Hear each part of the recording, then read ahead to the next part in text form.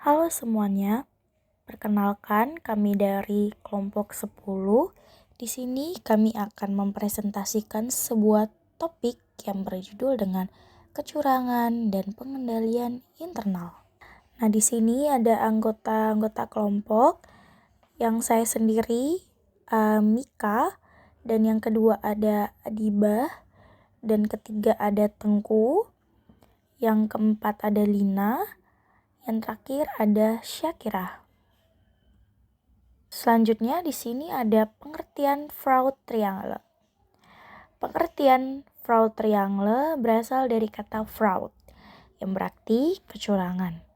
Sedangkan triangle atau segitiga digunakan karena ada 3 elemen yang memengaruhi seseorang untuk melakukan kecurangan. Freud triangle ini merupakan konsep yang digunakan untuk memahami penyebab terjadinya penipuan atau kecurangan dalam sebuah organisasi. Selanjutnya, masih dalam tahap Freud triangle. Freud triangle merupakan konsep yang menjelaskan 3 faktor utama penyebab terjadinya kecurangan atau fraud. Konsep ini diperkenalkan oleh Donald R. Crazy dan banyak digunakan dalam akuntansi serta audit. Nah, 3 faktor utama Freud triangle ini, yang pertama ada pressure atau tekanan. Yang kedua ada opportunity atau bisa disebut dengan kesempatan. Yang ketiga ada rationalization atau rasionalisasi. Nah, selanjutnya di sini ada pressure atau tekanan. Tekanan merupakan salah satu faktor utama yang mendorong terjadinya kecurangan. Tekanan dapat bersumber dari masalah keuangan pribadi, tuntutan target kinerja yang tinggi, gaya hidup, atau tekanan dari pihak manajemen. Dalam kondisi tertekan, individu cenderung mencari jalan pintas, termasuk melakukan kecurangan, terutama ketika sistem pengawasan lemah dan peluang untuk melakukan fraud terbuka. Selanjutnya, ada opportunity atau kesempatan.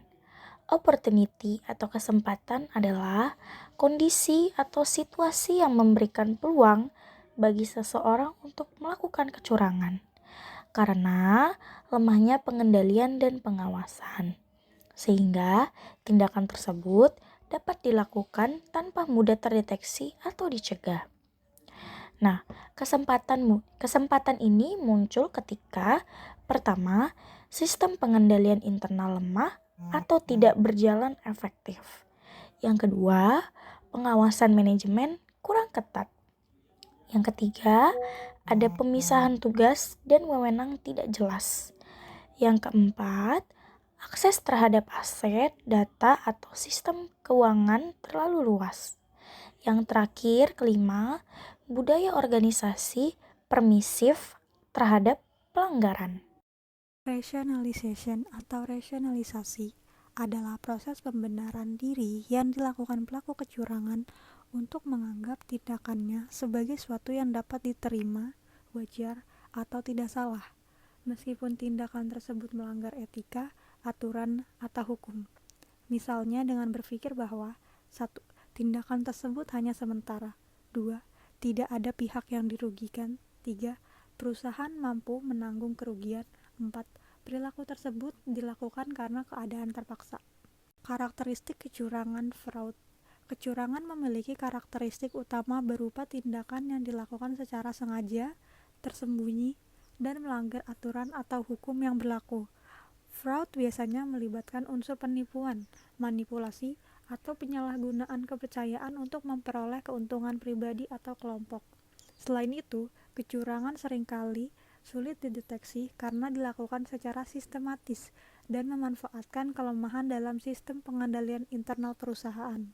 Kecurangan atau fraud adalah tindakan tidak jujur yang dilakukan secara sengaja oleh seseorang atau sekelompok orang untuk memperoleh keuntungan pribadi dengan cara melanggar aturan dan merugikan pihak lain.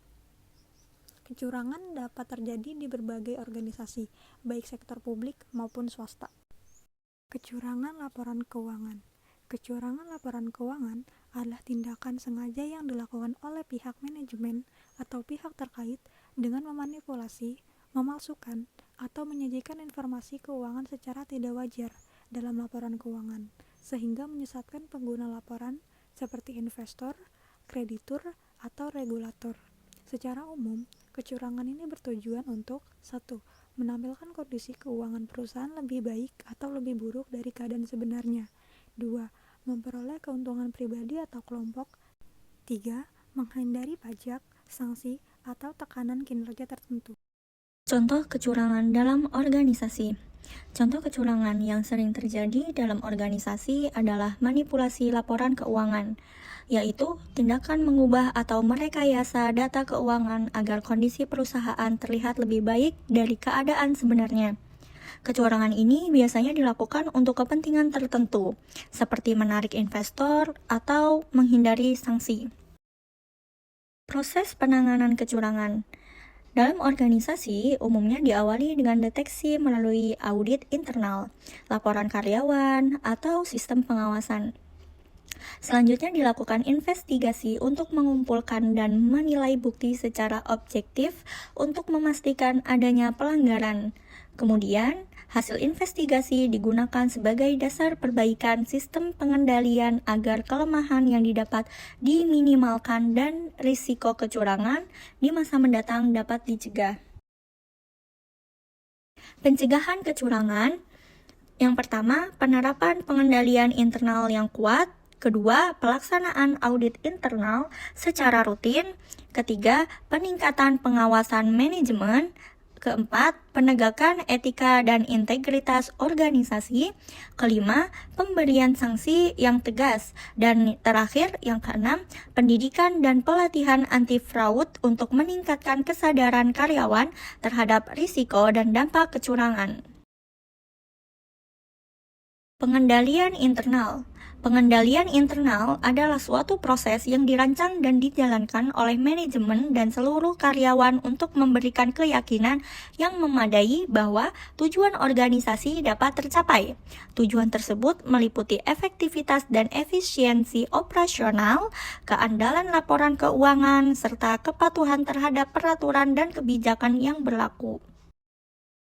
Selanjutnya, komponen pengendalian internal. Yang pertama, lingkungan pengendalian. Kedua, penilaian resiko. Ketiga, aktivitas pengendalian. Keempat, informasi dan komunikasi. Kelima, pemantauan atau monitoring. Tujuan pengendalian internal. Tujuan utama pengendalian internal adalah memastikan bahwa seluruh kegiatan organisasi berjalan secara efektif, efisien, dan sesuai dengan kebijakan serta peraturan yang berlaku.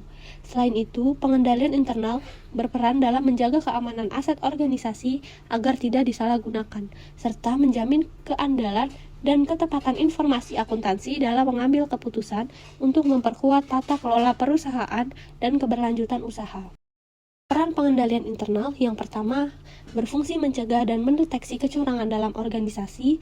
Yang kedua, membatasi peluang terjadinya fraud melalui pemisahan tugas. Yang ketiga, menetapkan sistem otorisasi dan prosedur yang jelas. Keempat, melakukan pengawasan dan evaluasi secara berkelanjutan. Yang kelima, mendorong terciptanya transparansi dan akuntabilitas perusahaan. Jenis kecurangan dalam akuntansi.